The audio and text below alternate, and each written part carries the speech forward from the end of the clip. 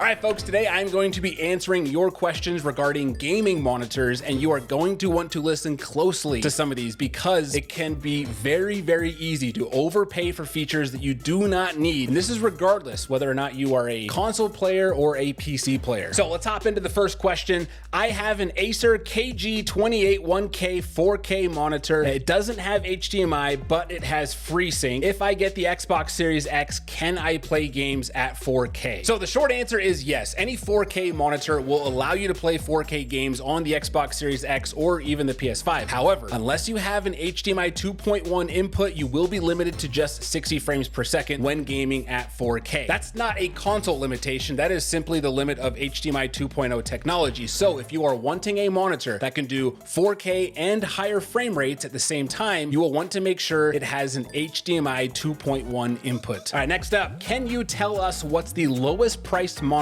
with HDMI 2.1? So being able to filter by input types is something that's being worked on the techaudit.tv website, but there is kind of a way around it because what we're really wanting is a 4K monitor with a high refresh rate, right? It's almost always going to be an HDMI 2.1 monitor anyway. So we'd say we want monitors. Instead of biggest price drops, we'd say show us, the lowest to the highest. And then really the only requirements we have are we want a 4K monitor and we want the refresh rate to be, 120. That's the max you can go on a console, and obviously you can go higher on a PC, but anyway, we're gonna go 120. And then if you want to be a little extra picky, which it's not bad to be in this case, you could set the max response time to 5 milliseconds. That's my recommendation for like the slowest you'd want to really go on a gaming monitor for both PC and console. And then we're just gonna hit apply, and boom, right here you can see that there is a pretty good deal on this one right here. This is the Gigabyte M28U. This is essentially the 28 version of the M32U, which is a really popular monitor. So this one is $499. So right now, I guess you could say that if you're looking for like a good HDMI 2.1 monitor, expect to pay at least $500. So the answer to your question, $500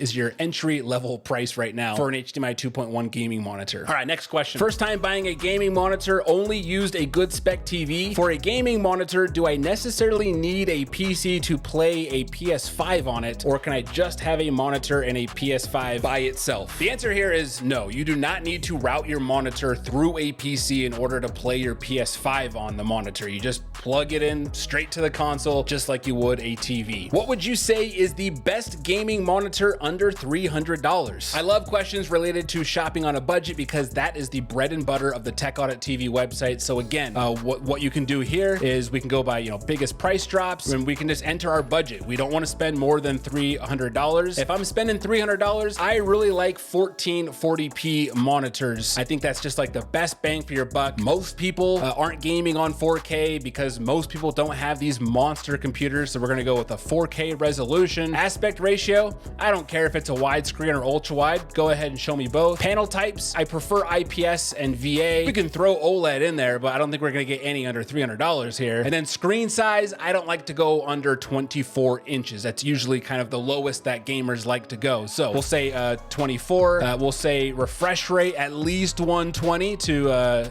include our console friends. And again, if you have a monitor that's higher than that, you can still play it on your Xbox or PS5. You'll only get 120. 119 is fine. That covers it. And then max response time, again, we're gonna stick with that 5. So you just hit apply and you see what comes up. Now I did, admittedly, I was looking around at some monitors earlier today, specifically this search here. The two that I really like, my number one right here, this one obviously right at that 300 mark. It's this Asus monitor. I mean, it gets you everything you need. HDR support, 170 hertz refresh rate. It's an IPS panel, low response time, and everything you need. Like, this is a solid monitor, really, whether you're using this on console or on PC. The one thing is it's a G-Sync compatible. So if you have a NVIDIA card, this is a great monitor for you. If you have an AMD card, I don't believe this has FreeSync, and so you'll miss out on that benefit. And therefore, I would recommend. I mean, a lot of these monitors here in that search are right up there in quality. So you can kind of look around, and if you're on an AMD card, you'll want to get something that has FreeSync. If you are looking for something on the bigger side, I really like this LG deal over on Walmart. It's only $260 right now, and it's a 32-inch. It's 144 hertz refresh rate. It's low response time, 1440p picture. The response time is on that higher side of 5 milliseconds. But again, unless you're like a super competitive player,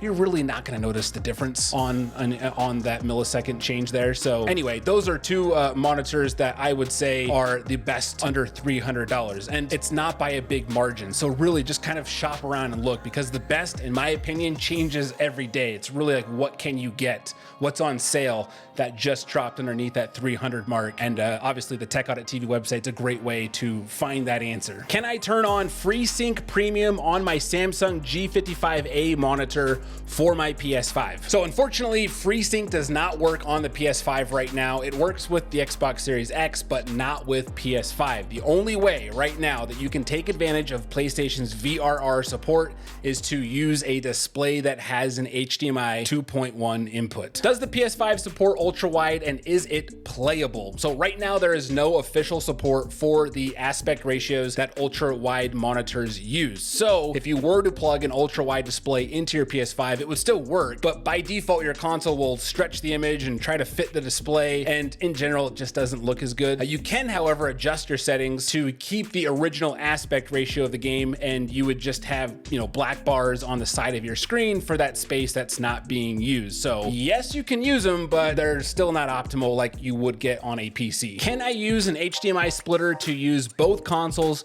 on one monitor? If it's a splitter, no. The way HDMI splitters work is they take a single source and then mirror that to as many other, as many displays as the splitter supports. This is what you would see when you're walking at Best Buy or Walmart and you see all the TVs showing the exact same thing. What you may be referring to is an HDMI switch, and that does the exact opposite. Here's a highly rated one I found on Amazon, and the key thing to look for in this case is you want to make sure that the switch supports HDMI 2.1, which this one does. And by the way, all the products and monitors that I've mentioned today will be linked to down below, as well as in this video. What if I'm on a Series X and I'm used to a big TV and never used a monitor before? I really want one that's got 4K and 120 refresh rate. If you really enjoy the TV experience and you're worried about going to something smaller like a gaming monitor, it might be the best thing in this case to just upgrade your TV to one that's a lot more gaming friendly. And while they are generally on the more expensive side, there are some affordable options. And I actually did a video showing some of the best